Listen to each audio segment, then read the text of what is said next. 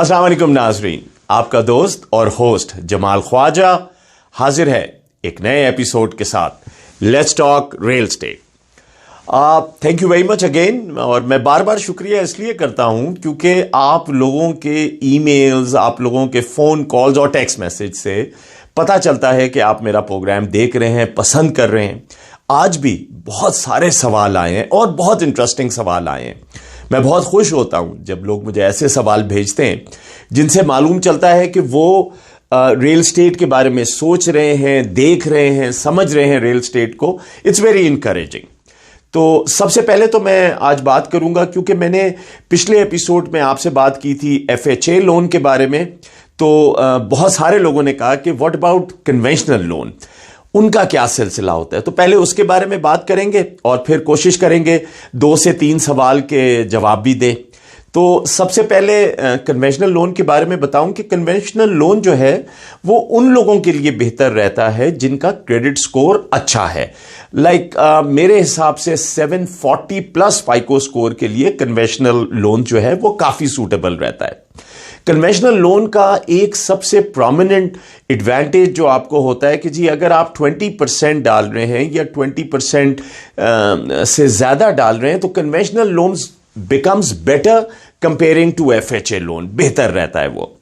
और हमारे पास एक स्पेशल प्रोडक्ट भी है जो आई वांट टू डिस्कस कि SJF के realty and loan depot Inc हम आपको देते हैं एक लोन कन्वेंशनल में, जो कि आपका क्रेडिट स्कोर बहुत अच्छा होना चाहिए 760 के करीब, जिसमें मॉर्गेज इंश्योरेंस जो है वो JFK या लेंडर पे करता है। आप अपने जहन में ये रखिएगा कि लेंडर पेड मॉर्गेज इंश्योरेंस है, तो उसकी वजह से डेफिनेटली कहीं ना कहीं तो उसे कंपनसेट करना पड़ता है, तो वो थोड़ा सा इंटरेस्ट रेट बढ़ा देते हैं। अब इंटरेस्ट रेट बढ़ाने से आपकी पेमेंट में ज्यादा फर्क नहीं पड़ता, but the advantage you get इसके आपका इंटरेस्ट पेमेंट जो है वो डिडक्टेबल है। तो जब इंटरेस्ट पेमेंट डिडक्टेबल है तो आपको एडवांटेज मिल जाता है। If you have a bigger income, better income, तो आपको ज्यादा डिडक्शन से फायदा होता है। तो कन्वेंशनल लोन के बारे में मैं यही कहूंगा कि उन लोगों के लिए बेहतर है जो 20% या उससे ज्यादा डाल रहे हैं, क्रेडिट स्कोर अच्छा है और उसमें DTI, debt to income ratio जो है वो कन्वेंशनल लोन में FHA के मुकाबले में कम रेशियोज पे लोन मिलता है। But on a same time PMI का जो फैक्टर है वो कन्वेंशनल लोन के अंदर कहीं बेहतर है FHA की जगह। तो नाज़रीन, आप हमेशा याद रखिएगा कि कन्वेंशनल लोन उन लोगों के लिए बेहतर है जिनका क्रेडिट स्कोर अच्छा है, डेट टू इनकम रेशियो अच्छा है और वो 20% डाल रहे हैं। तो आई होप यू अंडरस्टैंड। और अगर आपका कोई सवाल है कन्वेंशनल के बारे में, you are more than welcome to call me and I can explain you मोर।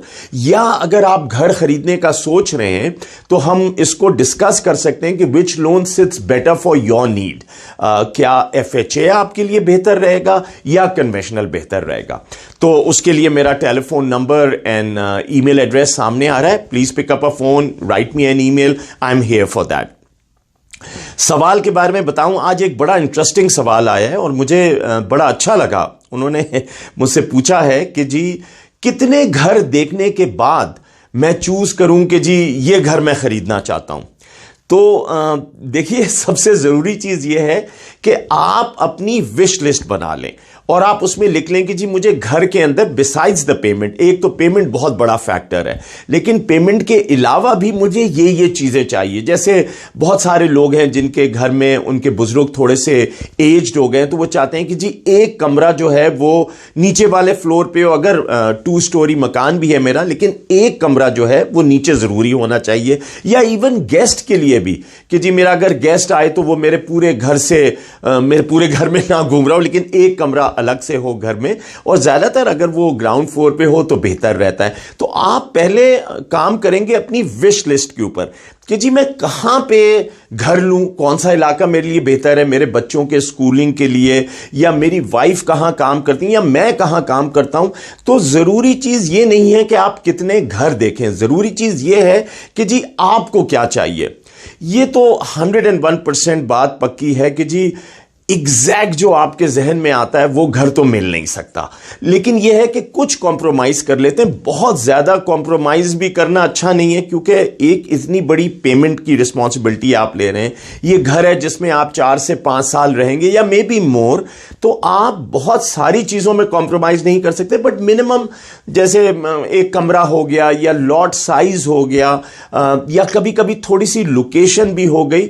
लेकिन इससे ज्यादा का मैं मशवरा नहीं दूंगा कि जी इससे ज्यादा कॉम्प्रोमाइज ना कीजिए। तो आप घर देखने से पहले अपनी विश लिस्ट अपने स्पाउस के साथ, बच्चों के साथ बैठ के अपनी विश लिस्ट बनाएं और उसके बाद घर देखने जाएं। तो जब आपको रियल्टर घर दिखाए, या आप मेरे साथ अगर घर देख रहे हैं, तो आप उसको कंपेयर करें कि जी इस घर में क्या वो चीजें हैं जो मैं देख रहा था, जो मैं चाह रहा था। That's very important. दूसरा सवाल बहुत अच्छा सवाल है।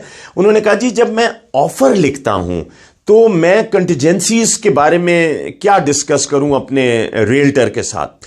डेफिनेटली सवाल बहुत अच्छा है कि जी कंटिजेंसीज जो हैं वो आपका रियल्टर ही लिखता है।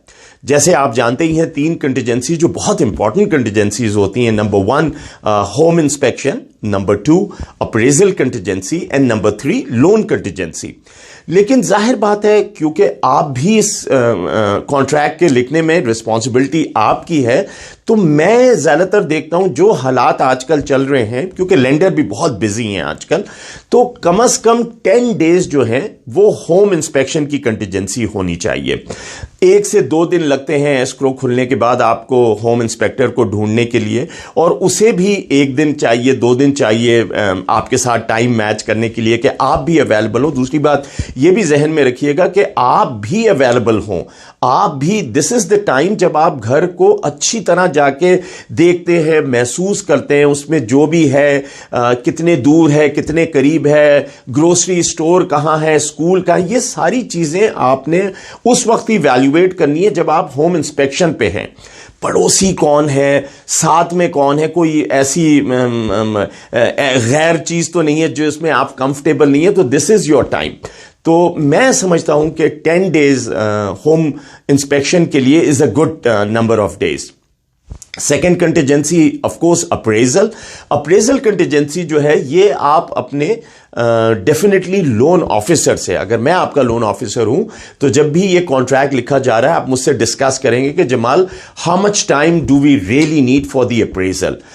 यहां ये भी बताता चलूं कि फॉर एडिशनल कॉस्ट आप $150 एडिशनल दे के अपनी अप्रेजल को भी एडवांस करा सकते हैं। अगर फर्ज कीजिए आपका लेंडर 3 से 4 दिन ले रहा है अप्रेजल के लिए, तो आप एक्स्ट्रा फीस पे करके अप्रेजल को उसे जल्दी भी करा सकते हैं।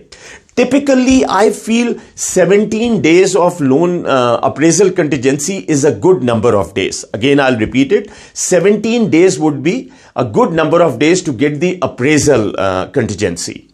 And most important, yes, of course, loan. तो जरूर ये बात आपका रियल्टर भी आपके लोन ऑफिसर से बात करेगा, लेकिन आप भी बात कर सकते हैं और कोशिश कीजिए कि कम से कम 21 डेज, अगेन रिपीट करता हूं, 21 डेज जो हो वो आपके लोन कंटिजेंसी रिमूवल के लिए होने चाहिए। आई थिंक इन तीनों कंटिजेंसीज में अगर आप यही 10, 17 और 21 डेज रखें तो मेरे हिसाब से you are in very good position, very solid position. Hopefully within this time your loan can be completely assessed and you should have CTC which is clear to close by that time.